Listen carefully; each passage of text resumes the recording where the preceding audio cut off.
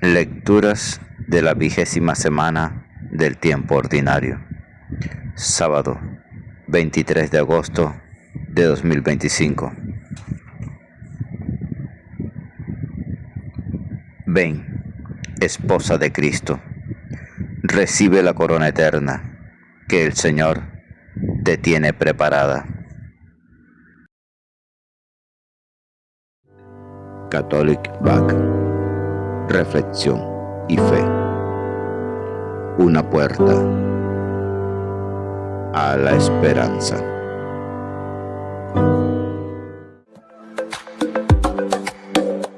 Gracias por suscribirte. Y por favor, comenta el Evangelio. De la primera carta a los Corintios, capítulo 7, versículos 25 al 35. Hermanos, respecto al celibato, no tengo órdenes del Señor, sino que doy mi parecer como hombre de fiar que soy. Por la misericordia del Señor, estimo que es un bien, por la necesidad actual. Quiero decir que es un bien vivir así. Estás unido a una mujer, no busques la separación. Estás libre, no busques mujer, aunque si te casas no haces mal, y si una soltera se casa tampoco hace mal, pero estos tales sufrirán la tribulación de la carne, que yo quisiera evitarles. Digo esto, hermanos, que el momento es apremiante. Queda como solución que los que tienen mujer vivan como si no la tuvieran, los que lloran como si no lloraran, los que están alegres como si no lo estuvieran, los que compran como si no poseyeran, los que negocian en el mundo como si no disfrutaran de él, porque la apariencia de este mundo pasa. Quiero que se ahorren preocupaciones. El soltero se preocupa de los asuntos del Señor, buscando contentar al Señor. En cambio, el casado se preocupa de los asuntos del mundo, buscando contentar a su mujer, y anda dividido. Lo mismo la mujer, sin su marido, y la soltera se preocupan de los asuntos del Señor, consagrándose a ellos en cuerpo y alma. En cambio, la casada se preocupa de los asuntos del mundo, buscando contentar a su marido. Les digo todo esto para su bien, no para ponerles una trampa, sino para inducirlos a una cosa noble y al trato asiduo con el Señor sin preocupaciones. Palabra de Dios, te alabamos, Señor.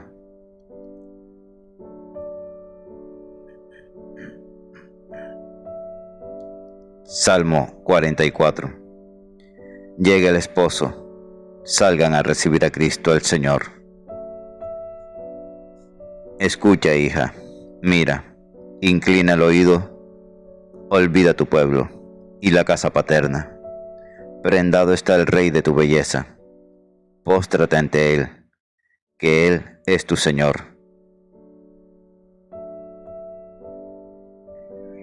Ya entra la princesa, bellísima, vestida de perlas y brocado.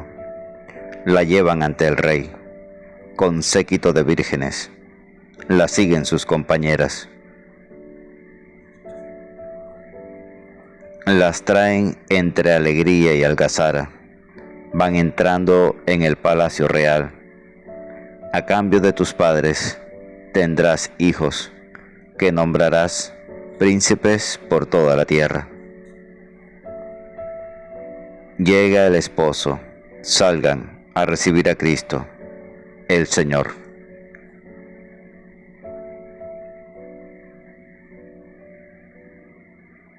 Lectura del Santo Evangelio según San Mateo, capítulo 19, versículos 3 al 12. Por la señal de la Santa Cruz, de nuestros enemigos, líbranos, Señor Dios nuestro. En el nombre del Padre, del Hijo y del Espíritu Santo. En aquel tiempo se acercaron a Jesús unos fariseos y le preguntaron, para ponerlo a prueba: ¿es lícito a uno repudiar a su mujer por cualquier motivo? Él les respondió: ¿No han leído que el Creador en el principio los creó hombre y mujer? Y dijo: por eso abandonará el hombre a su padre y a su madre, y se unirá a su mujer, y serán los dos una sola carne. De modo que ya no son dos, sino una sola carne. Pues lo que Dios ha unido, que no lo separe el hombre. Ellos insistieron: ¿y por qué prescribió Moisés dar acta de divorcio y repudiarla? Él les contestó: por la dureza de su corazón les permitió Moisés divorciarse de sus mujeres. Pero al principio no era así. Ahora les digo yo, que quien repudia a su mujer, salvo el caso de fornicación, y se case con otra, comete adulterio. Los discípulos le replicaron: si esa es la situación del hombre con la mujer, no trae cuenta casarse. Pero él les dijo: no todos entienden este lenguaje, solo los que han recibido ese don. Hay eunucos que salieron así del vientre de su madre, a otros los hicieron los hombres, y hay quienes se hacen eunucos por el reino de los cielos. El que puede entender, que entienda. Palabra del Señor. Gloria a ti, Señor Jesús. Ven, Espíritu Santo, llena los corazones de tus fieles y enciende en ellos el fuego de tu amor.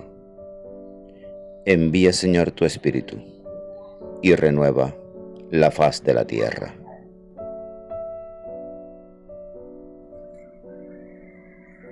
Pablo nota cómo el matrimonio introduce un factor de división en las preocupaciones del que quiere servir a Cristo.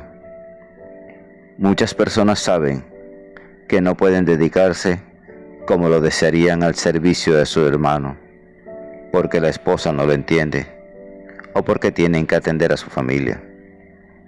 Pablo, pues, aboga por el camino de la castidad a causa del reino de Dios que Jesús había indicado. En Corinto, ciudad de tan mala fama y donde centenares de prostitutas vivían en torno a los templos según la costumbre de su religión pagana, la nueva comunidad estaba descubriendo el camino de la virginidad. Aquí Pablo no da mandatos, sino más bien consejos, recomendando este camino a los que han recibido la gracia para seguirlo. Por último, el hecho de que cada bautizado esté consagrado a Cristo es para Pablo un argumento eficaz en favor de la virginidad. Se propone la virginidad como libre elección. Además, es la misma motivación con la que Jesús propuso el celibato. Las motivaciones para esa elección son tres: las tribulaciones de la carne, la brevedad del tiempo y la transitoriedad de este mundo. Ante la expectativa del fin inminente, no valía la pena tomar nuevas iniciativas. Las personas comenzaban a prepararse para esa venida del Señor.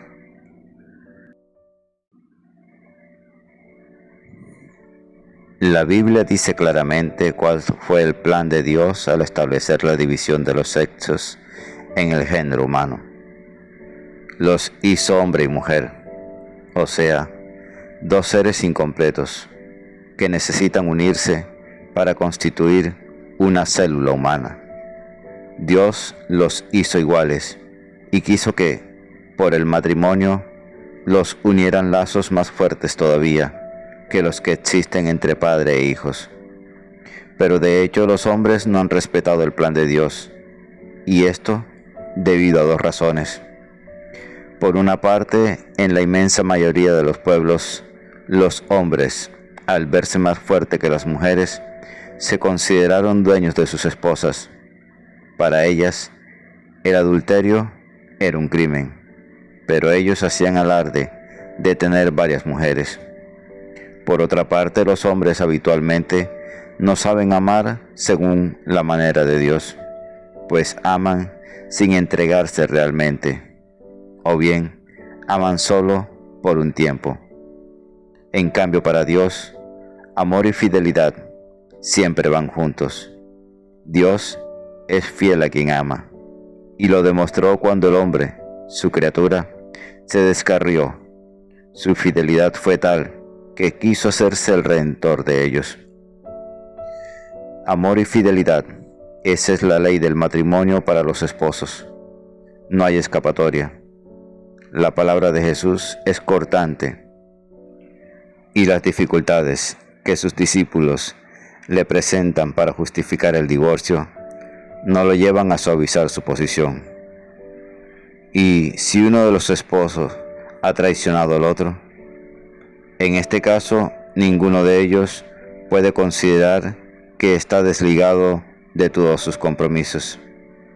Así lo entiende la Iglesia, aun cuando tiene que demostrar comprensión por el cónyuge que es víctima de la infidelidad del otro. El texto del Génesis decía: serán los dos una sola carne. Capítulo 2, versículo 24, en el libro del Génesis. Y podía entenderse como un ideal de los esposos que se esfuerzan por realizar. Pero Jesús dice: ya son dos en una sola carne. O sea, que la unión conyugal los unió por un lazo indestructible.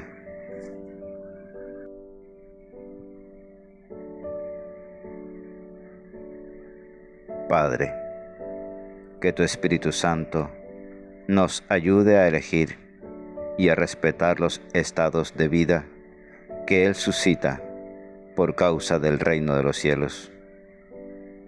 Que seamos atentos y valoremos el aporte de cada uno según su estado, y que nada nos distraiga de la construcción del reino que Jesús nos confía. Amén. Dios les bendiga grandemente y el Espíritu Santo les ilumine en todo momento y en todo lugar. Amén, amén y amén. La lectura diaria del Evangelio es un encuentro con Jesús. La Sagrada Biblia no es un libro que hable de Dios, es un libro donde Dios nos habla a cada uno de nosotros. Atrevámonos a entrar en esa conversación.